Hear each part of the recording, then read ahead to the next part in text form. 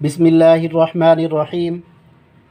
پاک دیسی health channel کی طرف سے السلام علیکم ورحمۃ اللہ وبرکاتہ۔ ناظرین، ایک اور ویڈیو لے کر حاضر ہوا ہوں۔ آج کی ویڈیو میں بتاؤں گا کہ سحری اور افطاری میں کون سی غذا استعمال کریں۔ دوستو، اگر روزے کے دوران جن افراد کو پیاس زیادہ لگتی ہو تو ان کو چاہیے کہ سحری میں مکھن کا استعمال کیا کریں، اور جن افراد کا بی پی کم رہتا ہو ان افراد کو چاہیے کہ مربع سیب دودھ سے استعمال کیا کریں، اور جن افراد کا بی پی زیادہ رہتا ہو ان کو چاہیے کہ مربع گاجر 2 سے 3 دانے سبز الائچی کا پاؤڈر ڈال کر استعمال کریں،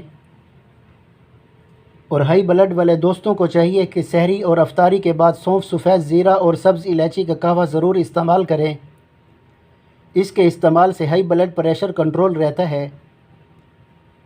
اور شوگر والے مریضوں کو چاہیے بغیر گھی کی روٹی یا چپاتی استعمال کریں، اور کوشش کریں سبزیاں یا شوربے والا سالن لیں، اور امراض قلب، کولیسٹرول اور یورک ایسڈ والے مریض بغیر گھی کی سادہ روٹی کھائیں، اور کوشش کریں دہی اور لسی سے دور رہیں۔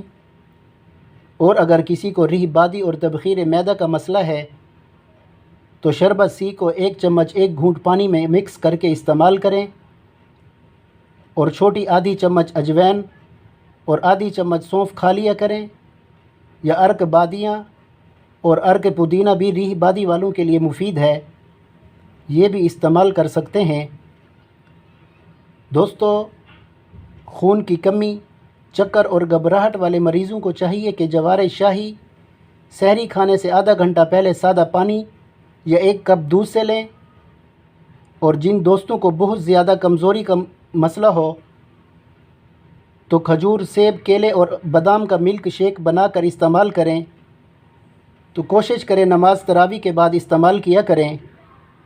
اس کے استعمال سے تمام جسمانی کمزوری دور ہو جاتی ہے۔ دوستو، پاک دیسی ہیلتھ چینل کو سبسکرائب کر لیں اور کوشش کریں کہ ویڈیو کو پورا دیکھا کریں۔ اگر ویڈیو پسند آئے تو لائک اور شیئر ضرور کریں۔ شکریہ۔ دوستو، سحری اور افطاری میں کوشش کیا کریں کہ ٹھنڈی تلی ہوئی چیزیں استعمال نہ کریں۔